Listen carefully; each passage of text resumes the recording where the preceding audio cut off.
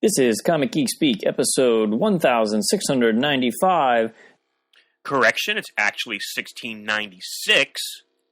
An interview with professional model builder and painter Lincoln Wright.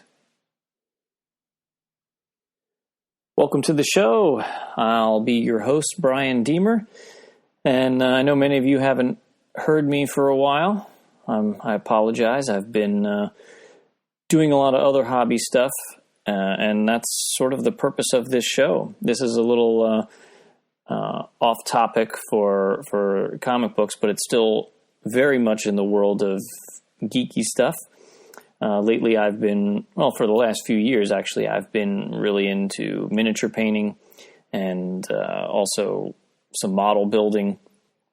And one of the people that I found on the internet who has provided me with a lot of great tutorials and YouTube videos and a Patreon that has some awesome content is a gentleman named Lincoln Wright, and he spent a very long time as a professional model builder and painter. And in fact, he's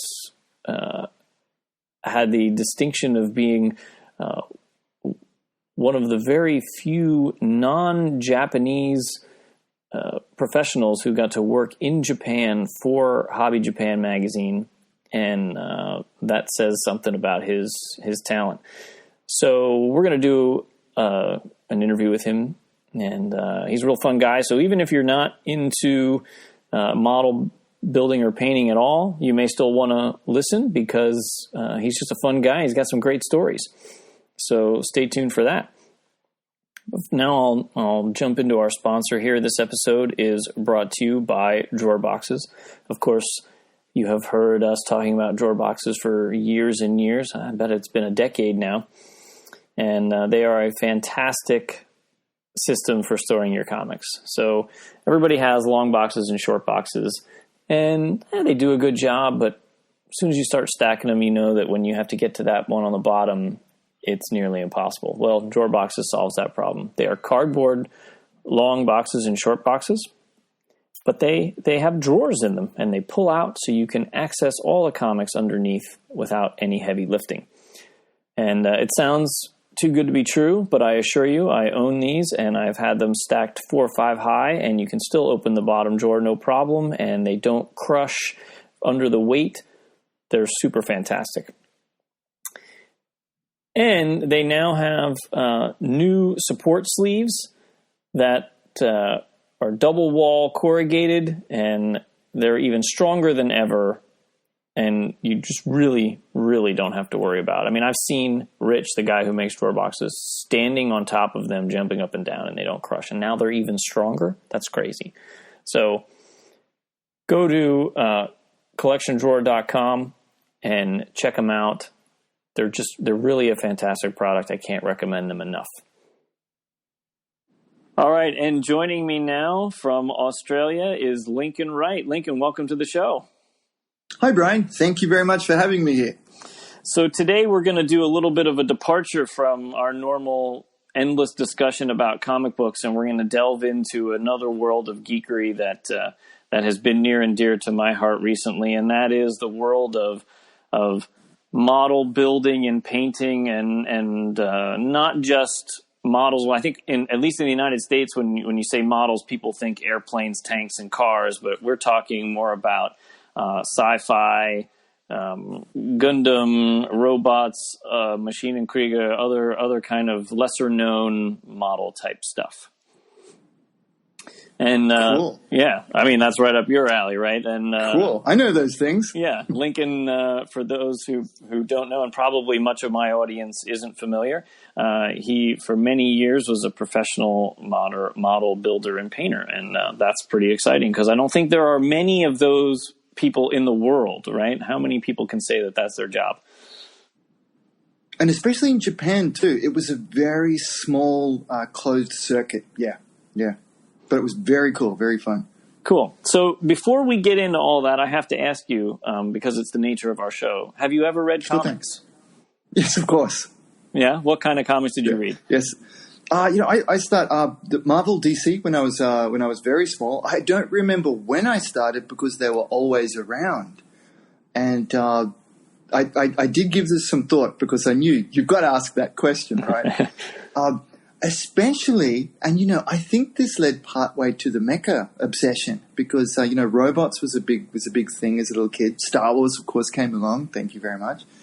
So Iron Man was one of the series that I was really into, and that one was probably followed up closely by Batman because Batman had all of the gadgets. Sure, he's the ultimate mechanic, right? Can you fix this? Yes, if I have the right tool. So I was really into them. And then moving along, I think I was either late teens when Teenage Mutant Ninja Turtles came out. Now I don't know how that's viewed in the real comic book world, but you remember the first one that came out was by Laird, I think. Yeah. Mm-hmm. The original, and it was as a young man, it was quite hardcore. Anyway, I'm sorry I got off track there, but yeah, I love comics. No, I mean, you can never get off track when we're talking comics. Okay, cool. And in fact, the guy who invented that Maschinenkrieger property, he is an illustrator, and one of the ways he conveyed a lot of the story was through he called them BDs. It's short for a French bande dessinée. Very good. I knew you would know that. That's a proper comic book thing, right? Correct. Yep. Awesome. See, I knew you guys would know. He put his story out via that because he's, foremost he's an illustrator. So I actually got to know some of his work best through his comic series. Yeah, so there's a really good tie-in. Yeah, that's fantastic. I actually would love to get my hands on that Maschinenkrieger book because they did a collection that's hardcover, right, of all of the comics. That's right. I think I saw it in Japan, but it was a pretty hefty price tag and also a very weighty thing. I didn't want to have to bring it back on the airplane. The weight, right? yeah, they're heavy. And was your boss with you as well when you were like eyeing it up and she's saying, nah? No, I mean, she leaves those decisions up to me, but if I bought it, I would have to carry it. So, Fair enough. Yeah. So, all right. So let's switch tack here and let's get into what we came here to talk about. And can you tell me a little bit of your history? When did you start modeling and how did that spin off into a career? Okay, that's a very easy question to ask, and I've been asked it loads of times. I can't get my answer short and interesting yet, even though I've had practice. So this is the practiced version, and it will still sound all over the place, but I'll do my best. As a kid, like many of us, I had a parent. Introduced me, and it was Airfix kits. Sure. I'm sure my first one was a Spitfire, and I've got one of them in my collection now that I won't build just for nostalgia. And it's one of those plastic baggy 172 scale Spitfires. And, in this obnoxious bright blue color. And, and it says on it, it's so cute. It says, molded in, the underside blue color that Spitfires painted, but it's way off. It's this really highly pigmented, bright blue color, French blue. And so I started off with them, and you'll laugh as a young kid, and that was about maybe 6 or so. Now, hopefully this hasn't backtracked at all, but moving on from the Airfix thing. So I was very much interested in the Hasegawa kits that were in the toy shops. There are a couple. So long as they weren't involved with World War II, I was then allowed to get them. And the jumping complexity of the Hasegawa kits was really, really cool. That didn't go so well coming into high school. Do you remember back then when it wasn't cool to be a nerd? Oh yes. Remember? I'm intimately familiar with that. I know, right?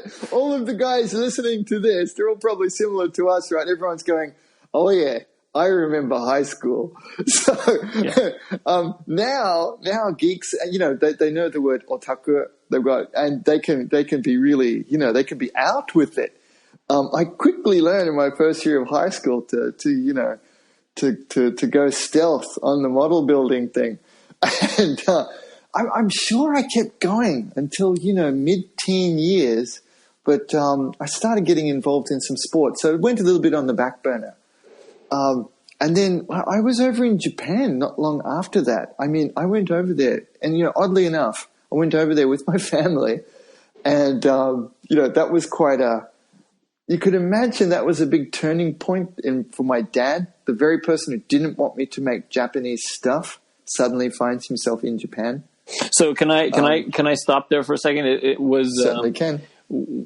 I imagine, I mean, we're of a similar age, and so I imagine that there was there sentiment in Australia that was where there were groups of people who were like, you know, if it wasn't made in Australia, or you couldn't get anything from Japan because Japan was the enemy from World War II, and people's grandparents who fought there, and they were all like anti-Japan. Very much so. Like that existed in pockets, and I'll be careful about how I touch this subject, but the two countries that probably had the most direct contact with Japan, the closing of World War II, there was Australia and the US. We were the ones fighting them initially up in Papua New Guinea. Sure, the Aussie forces.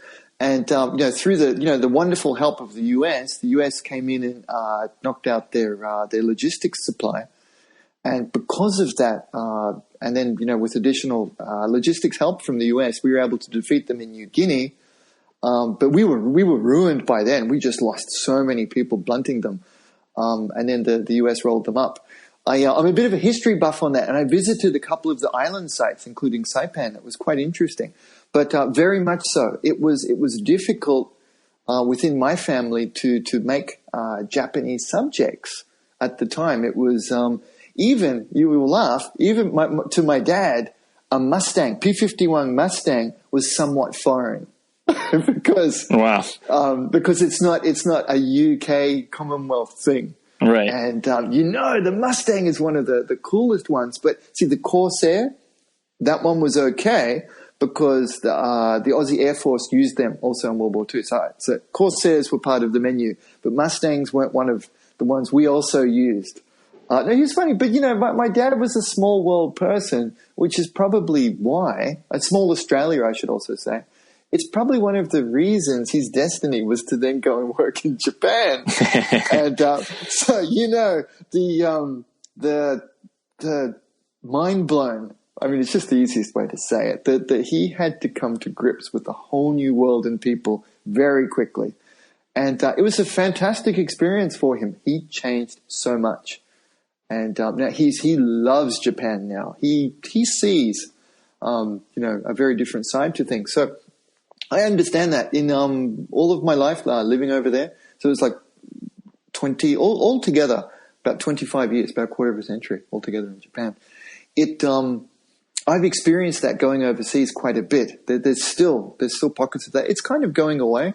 Japan's gone through a real renaissance in terms of cultural propaganda to the world, we could say. And that started for people in our age group, didn't it? I mean, back in, you remember things like Robotech? Oh yeah, I mean, I grew up with Star Blazers, Oh wow, okay. What's the proper name for? What's the English name for Gatchaman? Was it Battle G-Force. of the yeah, Battle G-Force, of the Planets. Battle of the Planets, yeah. You're right. That's right. Battle of the Planets, yeah. And because and I get there, oh wow, Japan's got these things too, but they've got weird names on them, like Mahagogo for Speed Racer. Oh yeah, Gatchaman, and Gatchaman over there is really different. It's almost adult because it's really violent, and it doesn't have that flying R2-D2 ripoff guy. Yeah. Hey, we're gonna make this. We're gonna cash in on Star Wars. Let's put this in, but we can't make it the same. Let's give him wings. Yeah. When you go back and watch that, it is pretty funny. So that changed a lot. But, I was so flat out busy learning a new life in Japan that I didn't touch models for quite some time. And I was just the underage there to drink. So, yes, I said that correctly. Because being a foreigner there, they're a little bit more strict now, but there just weren't a lot of Westerners there. Even now, on your trip there recently, how did you feel, Brian? Did you see a lot of Westerners there?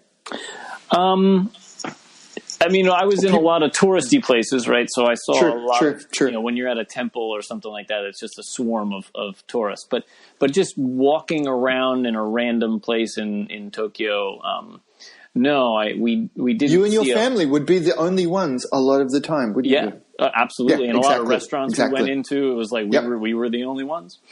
Right. So you could imagine. So all of my life, I've been that only one.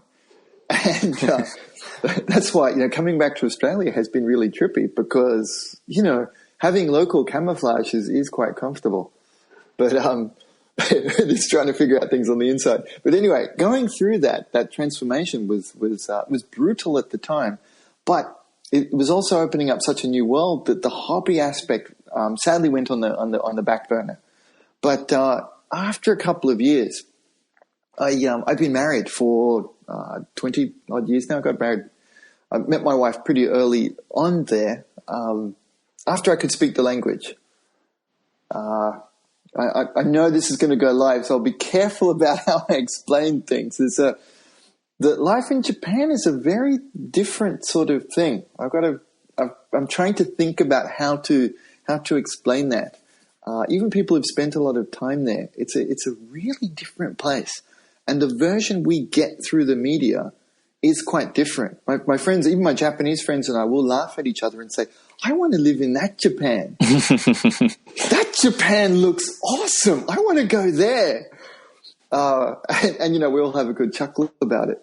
But I got started building with actually imported things. A friend of mine showed me Warhammer stuff.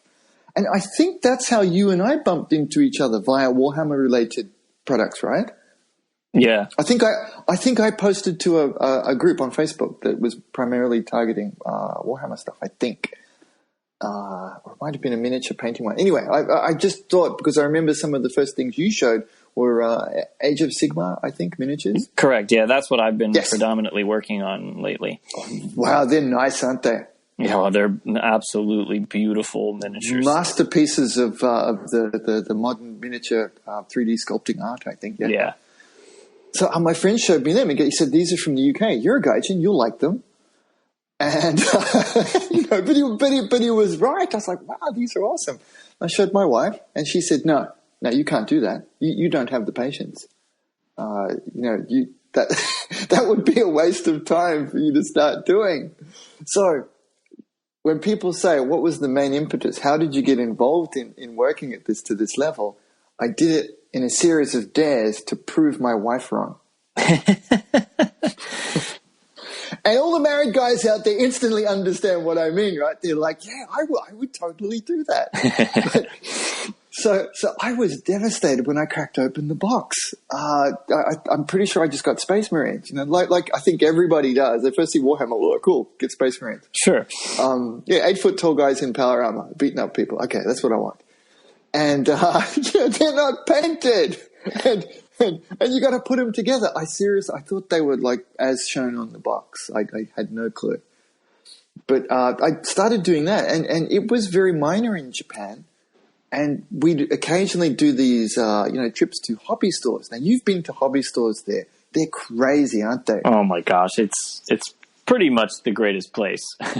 Yeah, they are, aren't they? They are. And were you surprised at if you go to a model store in the US, I think biggest in the US is aircraft, I think. And armor, ships, and sci-fi is quite small. Yeah. Sci-fi would be like 10% maybe. Being in the industry for a while, I've seen it, and I talk to I've got friends all over the world. And we talk about the different breakdowns. And were you surprised? The shops that you went to, were they flipped? It was 90% Gunpla. Oh yeah. If you went to and so that was normal. Science fiction as being the predominant genre available. It was just so normal to me that it wasn't until both the internet was invented and we got on it that we found out that people actually made those tiny tanks and airplanes still. I know it sounds funny, but we really thought that. And that's how I discovered the Maschinen Krieger stuff, was because when you first go in there, were you shocked at how much Gundam models are available? Yeah, I mean, it was astonishing. There were Yes. just rows and rows and Right. rows. I mean, it was overwhelming because I went there with I say, I'm going to buy one. I know it's you. going to be inconvenient. I got to carry this thing on the airplane. I'm going to buy one, and you're going through exactly what I went through. So I went from the Warhammer world. I went into one of those shops. Okay, told my wife, I'm going to go get one of those Gundam things. I mean, they're cheaper. They sell them locally here. Let's go do it. And I could not choose. Yeah, how the hell do you pick? There's literally hundreds I couldn't of choose. them. Couldn't choose. I walked the aisles. I came out and my wife said, which one? They all look the same. I can't tell. And, and you'll laugh because I've told this story many, many times. I've worked with two of the main Gundam guys of Japan. There's Kawaguchi-san. He's the guy who does the tours, and he's the judge for the Gunpla Builders World Cup competitions. So he's one side of it, and then there's have you seen toy companies like Max Factory, Good Smile, Nendroid series, Figma? No, I don't think so. Okay, no, sorry. Anyway, sorry to throw them out there, but there's so he owns a family of companies that put out most of the figure models, figure toys, excuse me, and some of them happen to be models, but they're mostly. He works as a toy manufacturer, but he got his start also with the Gundam franchise. He's the guy who invented the green Zaku. Oh, right. Okay. The big guy. Yeah. Yeah, the big guy with the pipes on the side of his face. Right. So he used to be red, and this guy painted him green, olive drab. Yep. And he told me it was based on the U.S. Sherman tank color too. So how is that? The U.S. idea of the tank color influenced Gundam and became one of the most popular ones of all time. That's amazing. Interesting, right? Yeah. Yeah. So I would constantly tell them that story. I said, I can't. You Gundam people all look the same to me. And they were in hysterics when I dropped those jokes because then we were working together on that Machine Krieger property. But that's how I found them too. So I'm sorry the story. Again, it's really disjointed because I know you have a slightly different take on it. It changes ever so slightly for each person I talk with. But it was in looking for one of those Gundam kits that I couldn't decide. I stumbled across Machine Krieger.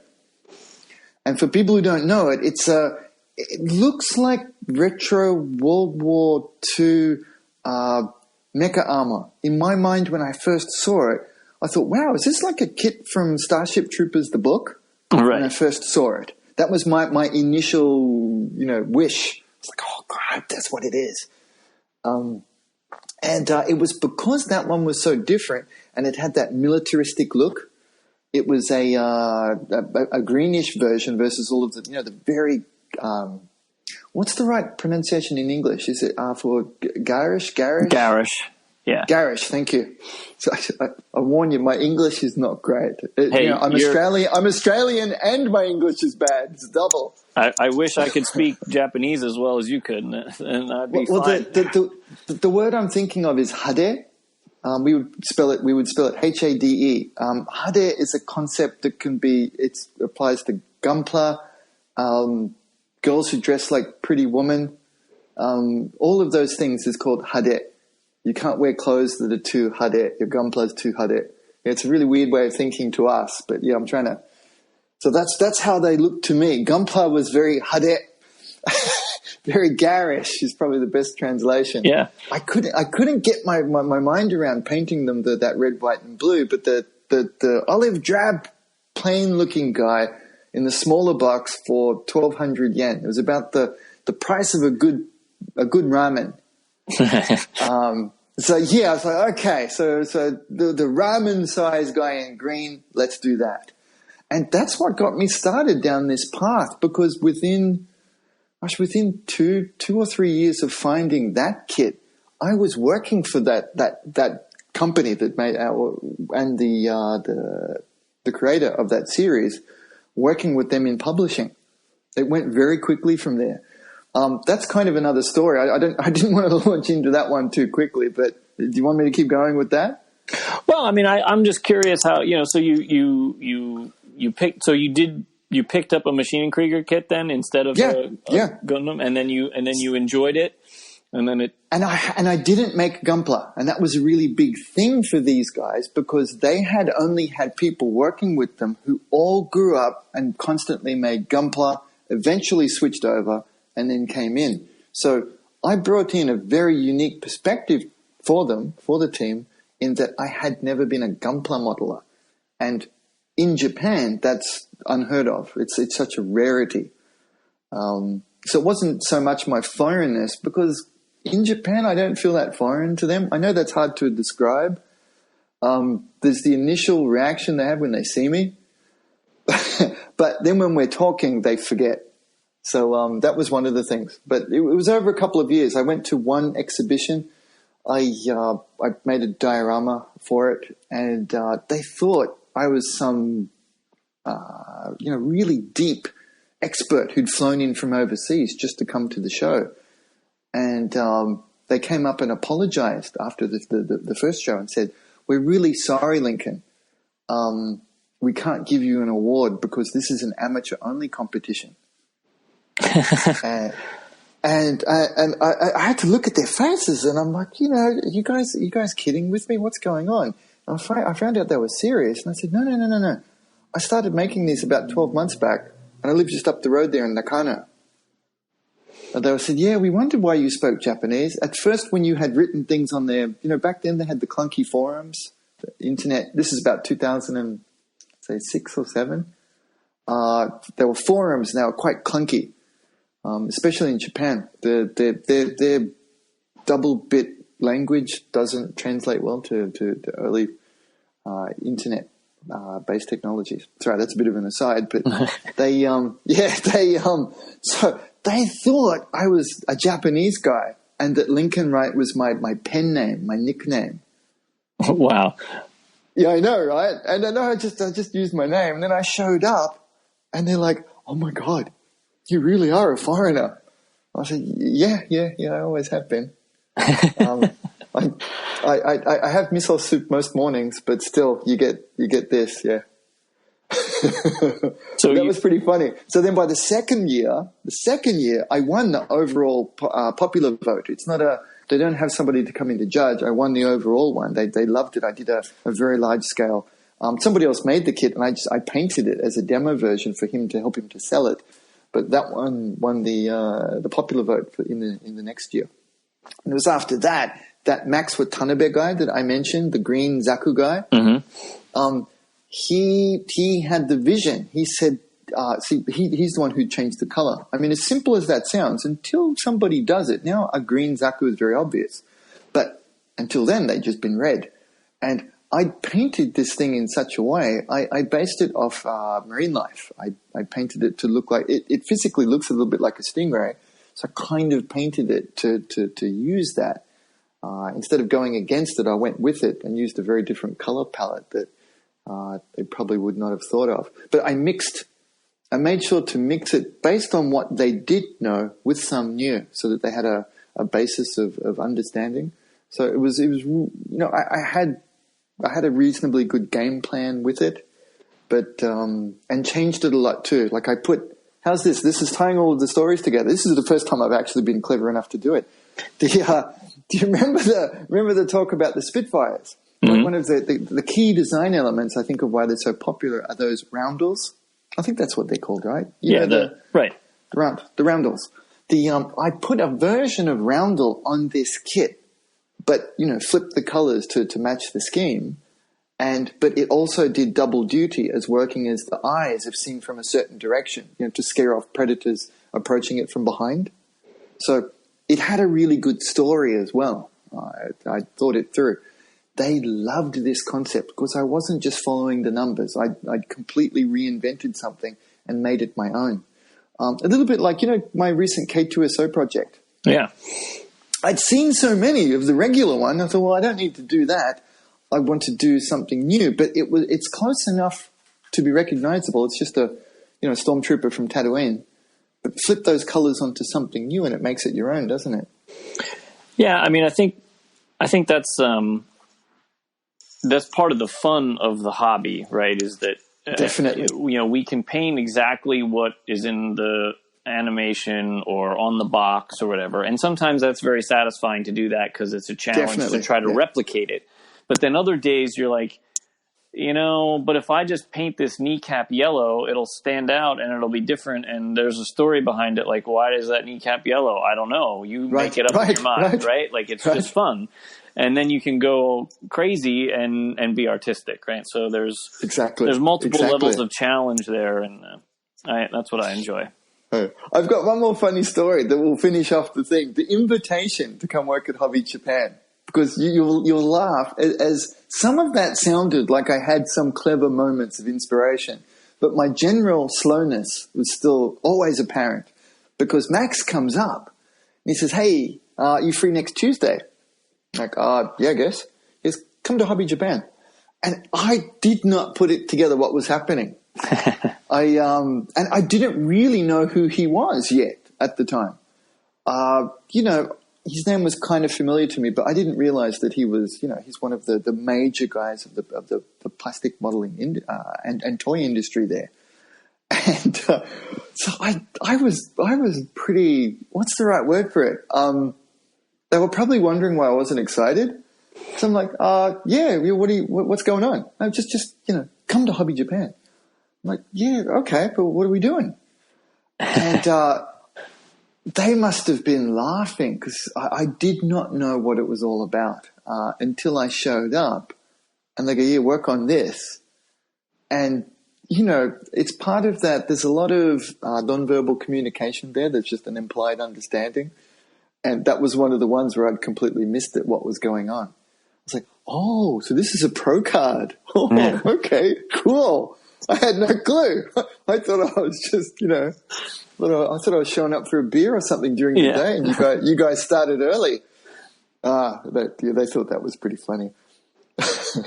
So if I can, let me step back for 1 minute here. For those of us who are toiling away in our basements and we're practicing and we're watching YouTube videos and we're trying to get better and we're practicing different techniques and seeing what works for us and everything.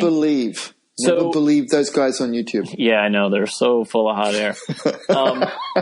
But, X number of years ago when you bought your first Maschinen Krieger, right? That was you. You maybe there wasn't YouTube yet, and you were practicing on your own, and maybe reading Hobby Japan or something, trying to learn some things. But you were practicing, you were experimenting, and you probably turned out some really crappy models, like we all did. You just made, in your storytelling, you made a huge leap from I bought my first kit to I entered a contest and I was told I couldn't be in it because I was a professional, right? There's a lot in between, right? So I assume that wasn't your first model you ever did that turned out to be a candidate, right? No. So what was your, briefly, but what was your journey there? How did you go about that? I like how you snuck in the briefly. Well, I mean, we're going to put a leash. You got to put a leash on this guy. No. Well, I know that it probably covers multiple years, and it could be hours of stuff. Sure. No, I understand. I'm just making fun. It was everything put together, though. The cross training across multiple genres.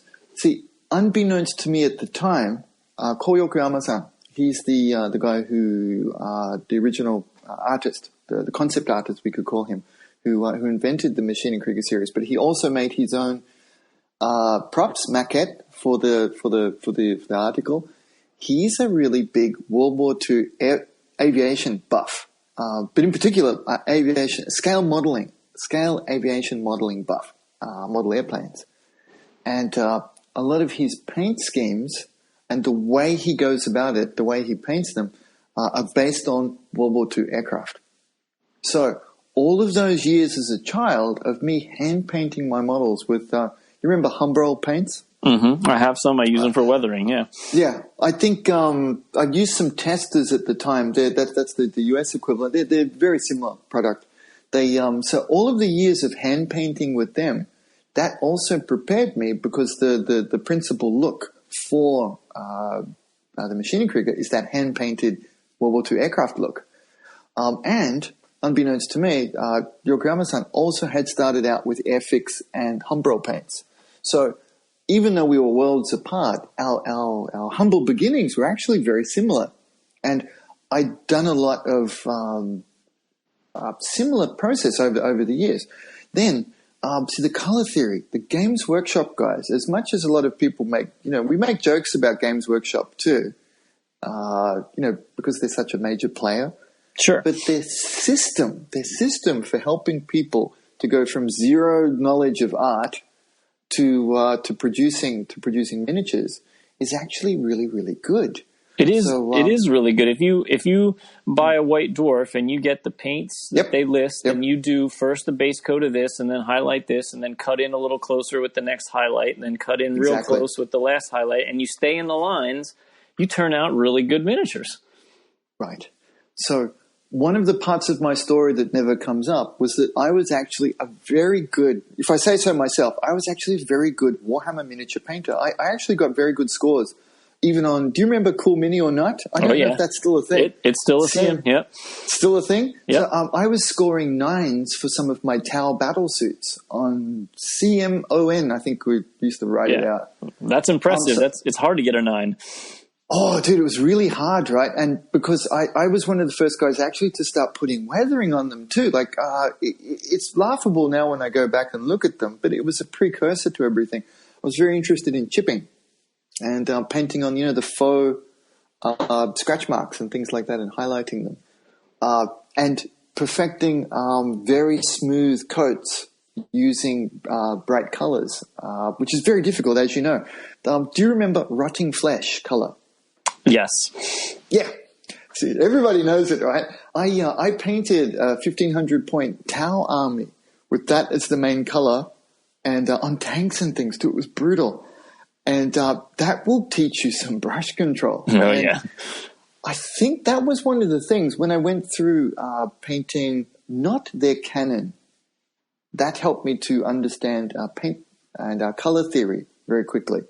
So I invented, somewhat invented and tweaked a color scheme for that army. So that helped a lot. Then I did paint a handful of tanks. Back when I was doing it is about Tamiya released a new line of 1/48 scale armor. And I was investigating weathering techniques, and of course tanks come up. Trains and railway and armor modeling subjects come up first. So I was quite fascinated by the guys making the tanks and the finishes they were getting on them. And that's actually how I got to know Mig. Everybody makes fun of how I say his last name. I say Jimenez, but even some people will say, no, that's wrong. And he says my name wrong too, so it's okay. We laugh about it. We laugh about it together, but that's how I met them. They had this very small, hard to get into forum. And even if they let you in, no one would comment on your work unless it was really good. I mean, talk about elitism. It was brutal. And, I'm this dork over in Tokyo putting spacemen in there against all the tanks and airplanes and stuff, and it was just tumbleweeds. Until Mig said, wow, that's really cool stuff. I love this subject, and this is the best version I've ever seen of it. And, someone says that to you out of the blue, instant buddy, right? Yeah. I mean, it clearly sounds like you just have a natural talent. But I was cherry picking from a bunch of these things. So there was that as well. There was a little bit of natural talent, fine, but I worked my absolute butt off to get it. And I did a lot of work across multiple genres. I'm sorry, I hadn't closed the story up. That's where it was coming from, though. I didn't stick with one thing. And it's part of what I wanted to then share, that now that I own myself again with the Paint on Plastic brand, is to help other modelers see that there's a huge benefit to, cross-training, working across multiple kinds of genre and types of painting and model making to get their skills up. So I'd had the World War II aircraft, then the Warhammer figures and the larger scale science fiction things. Then I experimented with armor modeling, and that's when I stumbled into Maschinen Krieger. So it also has its very own particular thing, and it was the hand painting with lacquer paints, Japanese lacquers. So taking everything I'd learned, I also had enough sense of proprietary. I'm not sure the right way to say this, but I knew to put it aside to also learn something new. You'll know what I mean, right? When people come in from something else, they often just want to do it their way. Oh yeah, well, I mean, it's comfortable because that's how you know. Exactly. But then you don't learn as much new stuff, so you have to try new stuff. Yeah. I try to gently tell them, this is great what you're doing, but you're also losing a valuable opportunity to learn something new. So despite being relatively accomplished in some of these things, I could see that I'm not good enough to keep going up with the water-based painting things. Well, it just wasn't my thing. This was new and exciting, so I kind of threw it all away in one way. I put it all to the side to then go all in on the Maschinenkrieger style. And that was emulating the box art. I loved this rough look, how Yokoyama-san paints the box art, but also his finished models. So my Japanese wasn't as good at the time, and I couldn't read the book super well. And my poor wife, I'm saying, read this, because I can hear it better.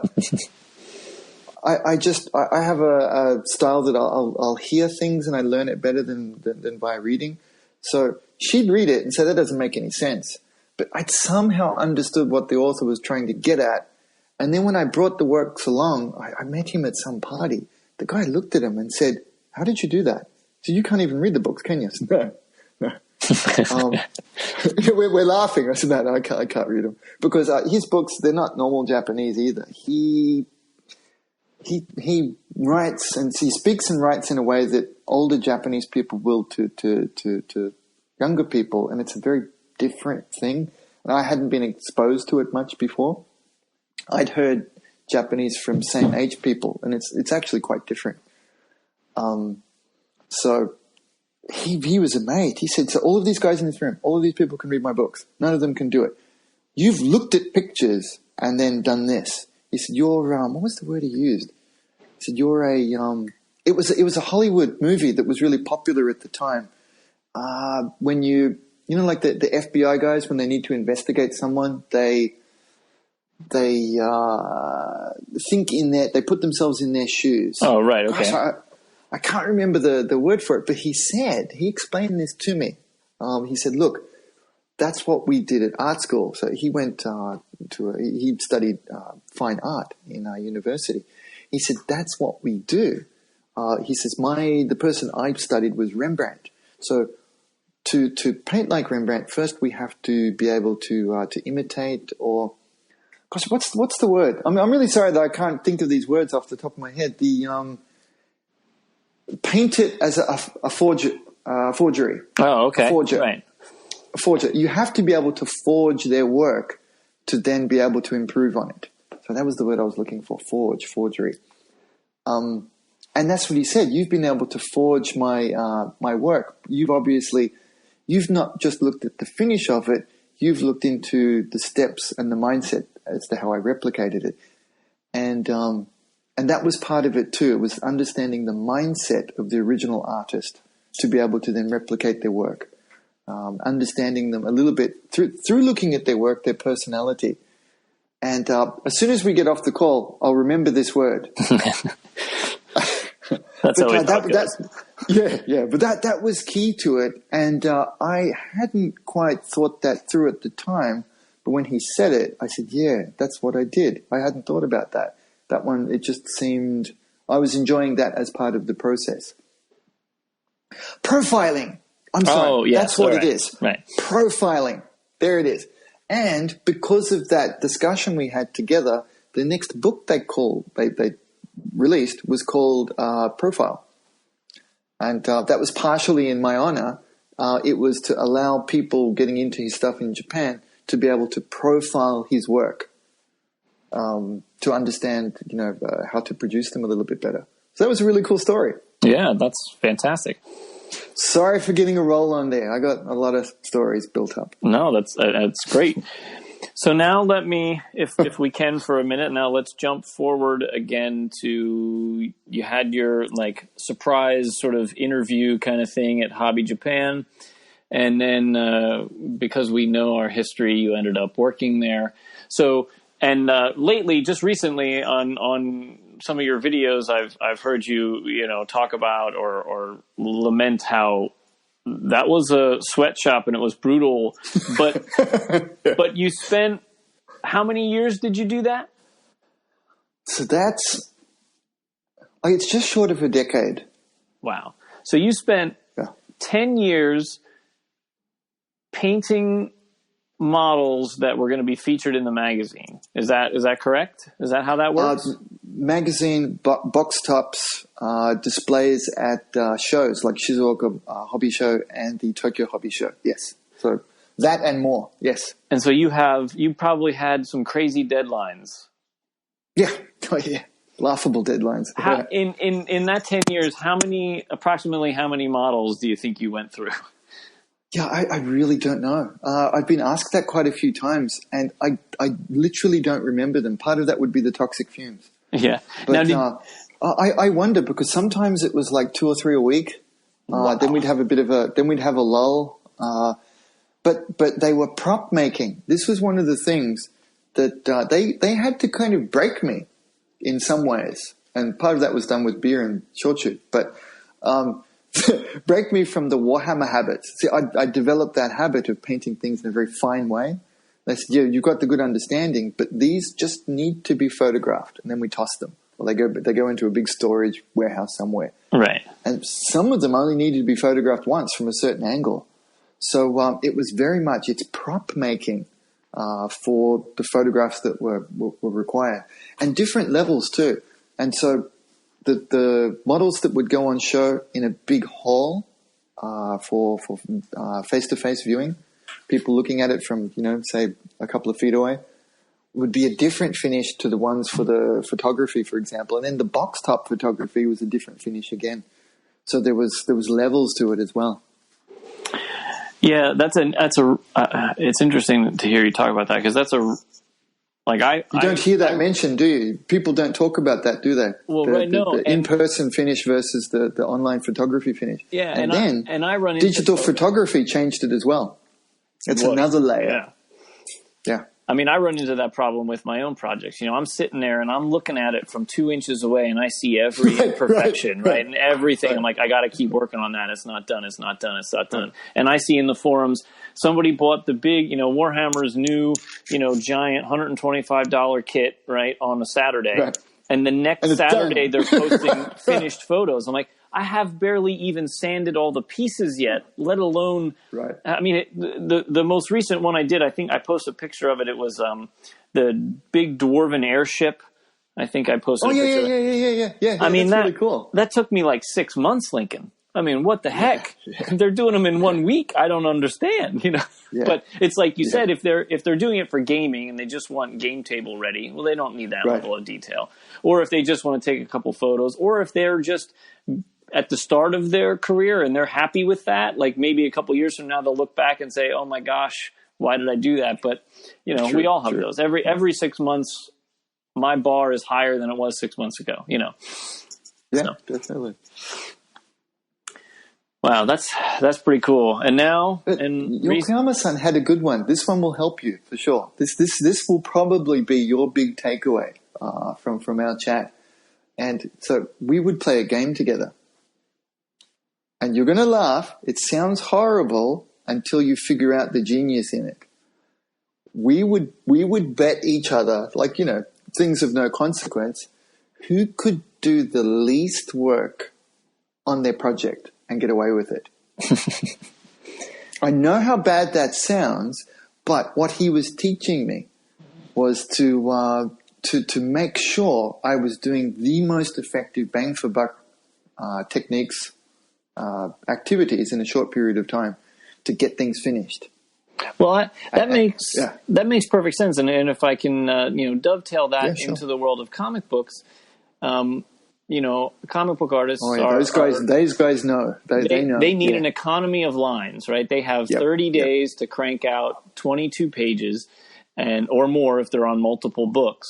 And they can't spend all day making the perfect page because they just don't have, it's not in their schedule, right? It would take weeks to do one page if they were striving for that. Now, some guys still do, and then their books are always late, and then their editors are always mad at them, and the fans are pissed. Right. But they do beautiful, beautiful work. But if you want to pay your rent, yeah, you gotta figure out how to do it as quickly and as possible.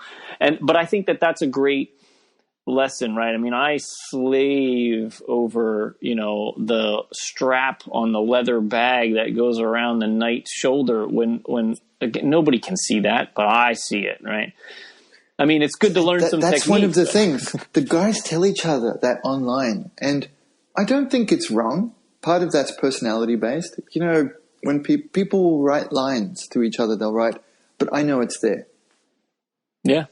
And things like that. And that's fine. And as an amateur, and if that's what makes you happy, by all means, I say, that if you have to do it, by all means, do it. But it was losing some of those OCD tendencies, basically getting them kicked out of me, that really helped me to actually enjoy making this stuff more. Once I realized that I could let it go and have a bit of a giggle about it as well. Hey, look, I didn't do that part.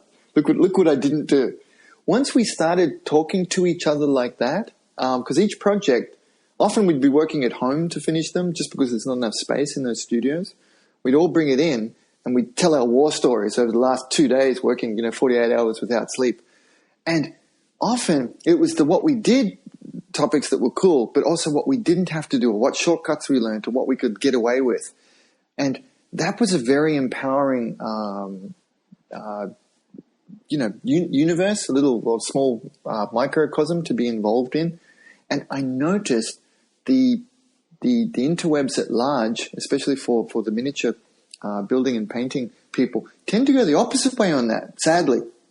They're always upping the ante on how much you've got to do for it to be successful.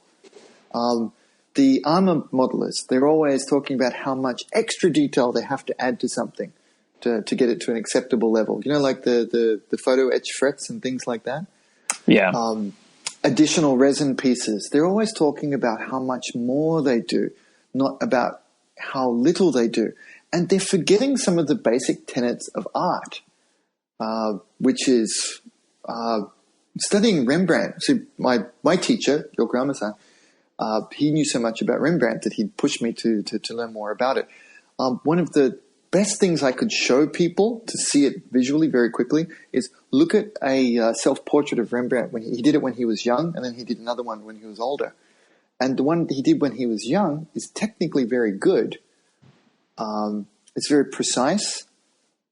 But the one he did when he was mature, he probably did it with a third of the brushstrokes. Mm-hmm. And it reads better. And it's rough, but it reads better or equally. So you could say he got worse or he cared less as he got older, but he got a lot more done with less. And that's one of the things, isn't it? That as an artist, it's not always about how much we add to things. It's also about taking away the things we don't need. And that's key. I want to bring that to the hobby. There's too many people out there talking about all of the things to adding complexity, adding products, adding everything. And I don't think that adds to the joy of what we're doing. If anything, I'd like to help people to take some things away to enjoy more of the core experience. Well, and if nothing else, it would help us all get through our backlogs a lot faster. I know, right? Because we're nerds and we're collectors and we have to buy them even though we haven't finished the last 6, Well, that's why I tried to put out these group builds and things like that to help people to have that camaraderie, the brotherhood of other people working away to get things done. Yeah. Yeah. Well, yeah. So now that you brought it up, let's just take a couple minutes to talk about what you're doing now. Okay. The moving my family away from Japan, it was scary because I don't know anybody here really. I mean, having been over there forever. But my little girl, on family visits and holidays back here to Australia, she had decided that this was her place and it wasn't Japan. She was born over there, over in Japan, but she had decided. She had this, she was like 7 years old when she decided it, that Australia was the place that she wanted to be. And which is quite unusual for a kid to get that, wasn't it? But she was quite adamant about it. And it was very obvious to us going between the places that she, despite not living here in Australia, that it suited her a lot better. It's quite funny, right? Yeah. So, I'm the dad. So I know I've got to make it happen. So she said, Dad, I want to grow up in Australia. I want to go to a school in English. She gave me this list of demands, 7-year-old little girl. I'm like, all right, I'll somehow make that happen. So I tried to negotiate, working relationships with the companies that I'd working with. So I was working with two versions. I was the domestic guys in Japan. And the main thing I do for them is content production. I make stuff, right? I write some of the stories, the backstories, and, art direction, a bunch of things like that. But they said no. And it was just because Japan is so, you will have seen this on your trip. You know what I mean? Japan is still very 1980s in a lot of respects, but especially in the publishing world and the model making world. And it's mostly because the same people are in charge. The people who invented it back then are still in charge. Yeah, they're just the same guys. And their thing is the 80s. They know how that works, so they're just rolling it out. Even Hobby Japan, for example, I don't know if everybody will know it, but it's like one of the big, longest-running magazines of all time. I bought a copy when I was there to bring home. Yeah. Cool. Nice one. Thank you.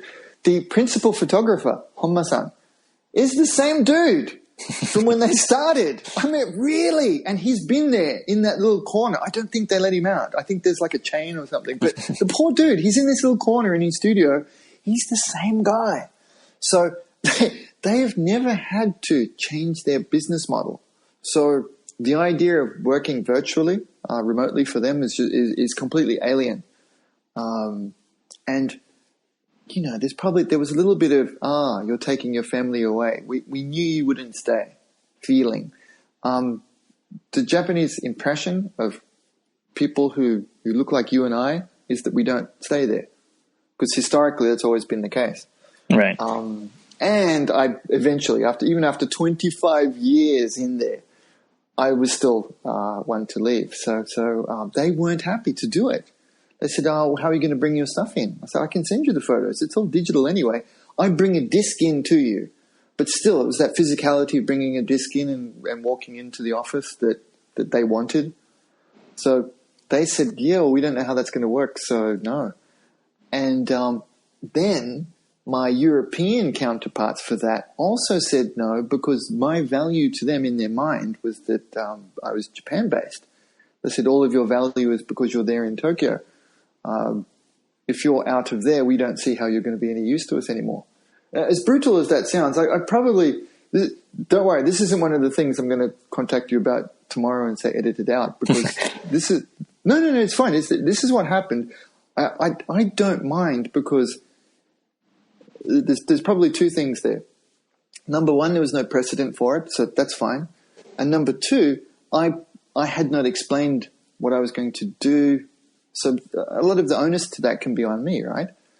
So we got everything done. I set up over here in Australia, and it was big. So I had to do the visas for my wife and everything. It's actually quite a big ordeal. And because I'm the English speaker as well, the somewhat English speaker, everything was on me. Sure. So stress level. I had a beautiful head of hair before all this started. Now, look at it. Anyway, so I got all that done. So I sat around and I'm thinking, what the hey am I going to do now? I've got this lifetime of skills that I'm just sitting here. I'm at a lovely spot. I'm at the beach. How do I make this work? And I've got a buddy who works at YouTube, Jason. And we've been in touch for a long time. Jason's like, you idiot. Why haven't you started doing YouTube yet? And I said, because I hate the stuff that's on YouTube. I never saw it as a viable medium. I did not like how it was presented. And this is the old stuff. Do you know what I mean? There's kind of been waves of YouTube, I think. Mm-hmm. There's a lot more professional content going on there now. YouTube used to be, little kids falling down and dogs biting them and stuff like that, right? Or pranking people in the park by putting bicycles out that are chained or something like that. Yeah. So I really didn't want to do it because it didn't seem right, and I hadn't seen any other professionals jump on it. But the more I looked at it, and he walked me through starting it as a business, not just as a thing, because he works on that side of it. He works with high-level creators who've created a brand and a business out of it. He gave me a bit of a plan and said, this is what you could do with it. And I had not thought of any of that, being more of a back office guy. So I started that with a vengeance. I knew my content was very valuable for these companies to put out. I just needed to own it myself and find a delivery platform to make myself known to people. Until then, I hadn't been. The channels that I was putting my content through were established, right? Other people owned them. Other people had done that work. I just needed to do the hard work, make my own platform, and the content would then sell itself. So that's what I did. I started the Paint on Plastic brand. The primary release was done through YouTube. I thought that was a good place for me to do down-to-earth tutorials for people. Demystify some of the things and show it from a different approach that they hadn't seen before. There's a lot of amateur people. Some of the more successful modelers I see on YouTube tend to be amateurs that have done it very well for a long time and gradually built up more of a following, or they've been volume painters doing armies and stuff like that. I don't know what I'd call those people. They call themselves professionals. They did get paid for it, but from my life and my definition of professional, it's a little bit different. They're more like, as a joke, I talk with my friends, they're pimp yourself pro guys. Right. And that's fine too, but they've been, what would you call it? They're like high volume commercial painters that then added a YouTube component, and they're kind of showing their shortcuts to commercial painting. Whereas I knew I could offer my audience something very different and show them at least the Japan way of producing science fiction models, and do it from a slightly different perspective. And that's worked really well. And I've just added more and more, we could call them products, I guess. Sure. YouTube was the main engine. Then I knew it would be important to have a good community for people to discuss these. And, as nerds, we need friends. We need a support group.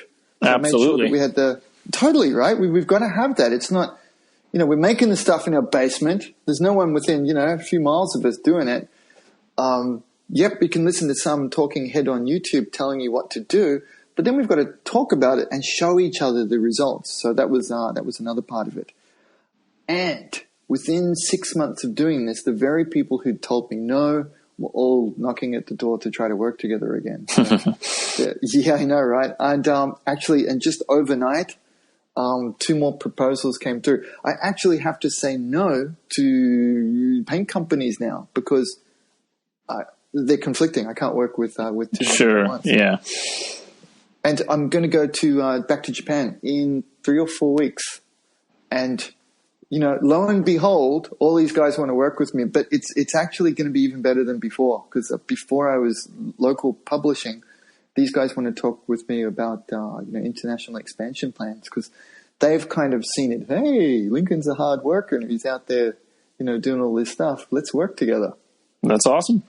Funny stuff, right? But isn't it funny how you can turn it around just by, pulling on your own bootstraps and working hard? Yeah, it's fantastic, and that's one of the great things about the internet is it allows a lot of people to, be their own boss and do their own thing. I can't say enough good about it. It really chaps me that, I don't know if that's the right expression. Sorry, I'm making stuff up. It really bugs me. That's it.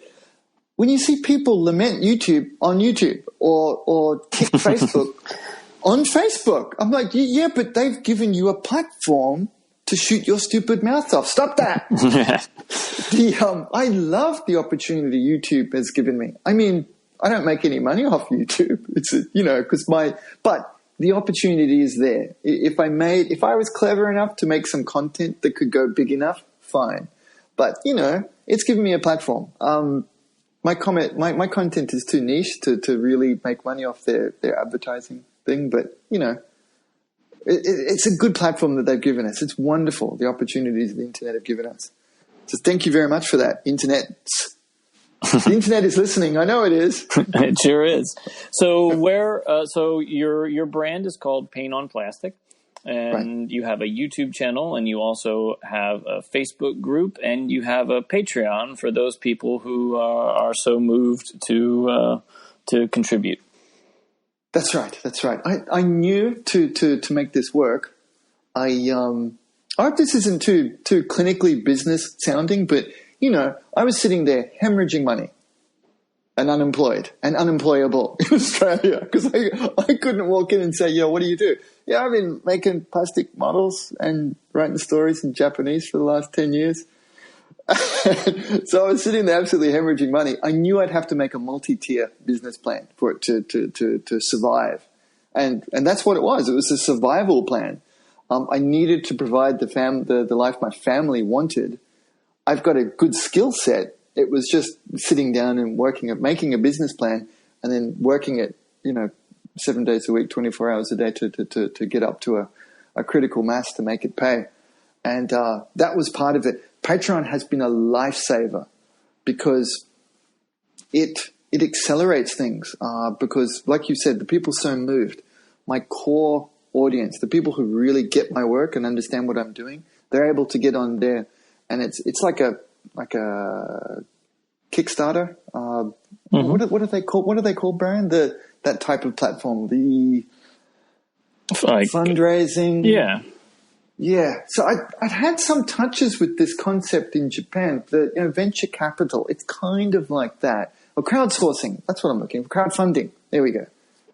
It's like a crowdfunding thing, but ongoing. I knew the one-off thing. I didn't have a big enough grand scheme pitch to put in front of people to do something like Kickstarter, for example. But the Patreon one being the ongoing, like a subscription service for content. That one was golden. I'd never heard of that before. If I hadn't done all of this, moved to Australia, done YouTube, that one wouldn't have been, presented. I wouldn't have come across that idea. And it really is genius. It's been brilliant. And it's allowing me to develop different ideas that I wouldn't have come up with otherwise. Like, I don't know if you've seen it. The last one I released called the experiment with subtractive chipping. I haven't gotten a chance to watch it yet, no. No worries. No, you're a busy guy. I understand. The people usually the views go up on the weekend when people do a bit of binging. Yeah, and but yeah, the experimentation angle is new to me. I hadn't thought that through. That was not part of my business plan kicking off. I thought I'll just do weathering how-tos. That's my core value. But now that I'm owning myself, and that's through the Patreon, it's giving me it's like a venture capital funds injection each month. That's given me a little bit of breathing room to then make stuff that I thought would be really valuable and interesting for my core audience. And stuff like that's popping up, like, experiments with various products. And how cool is that? If the internet did not make that possible, those tidbits of information would be lost. Yeah. It's really, really. Sorry, I'm throwing stuff out there. Sorry, man. I'm throwing a lot of random stuff out there. I'm sorry, I'm a bit off. No, it's quite all right. Off script. Yeah, that's going really well. And hopefully that's kind of like a core. I don't want to rely on sponsors too much because they can really direct our content, right? Yeah, no, it's true. I mean, you have to be real careful when you're doing sponsors and stick to what you have to do is you have to stick to yourself. And if a sponsor doesn't like it, then they can pull their sponsorship, but you can't alter your content to appease the sponsor, I mean, as long as you can afford that, exactly. Right? But your fans, your audience will know whether you're being true to yourself or not. And so you can't fool them. Yeah. Oh yeah, exactly. So I've been very careful with playing that one. And there's stuff in the pipeline for the future as well. Part of that will be, on the Japan trip, I'm looking at helping some of my friends who I've worked with over the years in their Japan companies to help them with their international distribution. Well, it'll be cool. Because one of the hardest things we have now is we can't get their stuff. Yeah. You've noticed that too, right? Everybody says the same thing to me. We can't get their stuff. And those guys can't get it out. It's a language barrier. There's just so many issues. So I'm hoping to be able to lend some expertise. Yeah, that would be good. I mean, that could be fun. That's the biggest problem with all of this international. You got all these people on Facebook. They're all over the world. You got different YouTubers from different parts, and they're like, "Oh, I use this paint." I use Mr. Color. Yep. Well, guess what? In the United States, I can't get Mr. Color unless I go on eBay and I pay $6 for one little pot, and I don't know where it's being shipped from and if it's going to freeze in transit. And do I order that in January? I'm risking it, right? So. This is so apparent to me. Every time I released one of the tutorials, the first questions people come up with, I don't know if you saw it, one of the recent ones I did, my favorite paint in the world is Gaia Notes. It's easily the best paint out there. First questions, people don't say, really, they don't ask anything like that. Where to buy is one of my joke lines for the questions. And I understand that. I show a Maschinen Krieger kit. First thing people ask is, where can I buy this? Yep. So, putting that together, I'm like, hey, wait a minute. Yeah. We have to, and it's kind of like a public service, too. I can't show this stuff if poor people can't get it. It's kind of, that's worse, isn't it? It's like, dangling the carrot and antagonizing poor folks. Hey, look at all the cool swag I get from Japan because I know peeps. It's not cool at all, is it? It's such a tease. Yeah. But you watch, I'll release some things for sale, and then people will also beat me up about that. Oh, you're just doing this for money. I'll be like, I'm doing you a favor, yeah. Yeah, I know. I'm the hero. I worked my butt off to get this out there. You don't know the flaming hoops I've jumped through. But anyway, that's how it happens. We can also thank the internet for that. Awesome. Well, Lincoln, I want to thank you so much for taking time away from your models to talk to us. It's been a pleasure. I really enjoy I stumbled upon your content and I've stuck with it, and I've supported your Patreon because I can tell you're genuine, and I like you're obviously very talented. And if I can learn 5% of what I'll be a much, much better modeler. And well, thank you for saying that. I've just been really enjoying it, and I hope everyone else who hears this will check out some of your content, and hopefully they'll join your group of your family of modelers. That would be really awesome. I mean, if some of this makes some sense, I'm really apologetic. I know it's probably a little bit rambling, but there's just a lot of story to get out. And I really appreciate the chance to chat with you about it. But I really should practice and get it into a bit more of a cohesive soundbite. Nah, it's more fun when it's just sort of natural and organic. Okay. All right, well... You can tell. Yeah. Okay, I was just going to say, you can tell I'm not scripting it. That's true. There's no BS here. That's pouring. That's just pouring out. All right. Well, thank you so much, and I will let you get back to your day. Okay. Thank you very much, Brian. Cheers, mate. And thanks so much for listening. We really appreciate your continued support here at Comic Geek Speak. And a big shout out to Drawer Boxes for sponsoring this episode. Go to collectiondrawer.com to pick some up for yourself. I promise you will not be disappointed. They're just a great product. And I got to give a big shout out to all of our listeners who have been donating to the show.